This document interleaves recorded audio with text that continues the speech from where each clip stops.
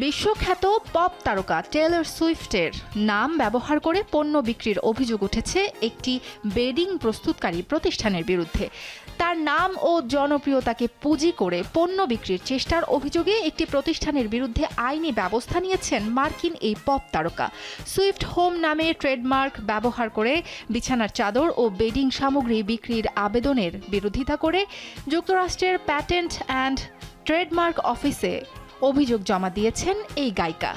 সাধারণ গ্রাহকরা বিভ্রান্ত হয়ে পণ্যগুলোর সঙ্গে টেলর সুইফটের সম্পৃক্ততা আছে বলে মনে করতে পারেন, এমন আশঙ্কা থেকেই মার্কিন সরকারের কাছে ট্রেডমার্কটি বাতিলের আবেদন জানিয়েছেন পপ তারকা। ক্যাথে হোম তাদের পণ্যের ব্র্যান্ডিংয়ের জন্য সুইফট হোম নামটির সত্ত্ব চেয়ে আবেদন করে। তবে সুইফটের আইনজীবীদের দাবি, প্রতিষ্ঠানটি সুইফট শব্দটি যেভাবে উপস্থাপন করেছে তা গায়িকার ব্যক্তিগত স্বাক্ষরের হুবহু নকল। এর ফলে সাধারণ ক্রেতারা বিভ্রান্ত হতে পারেন, তাই এই পদক্ষেপ নিয়েছেন সুইফট।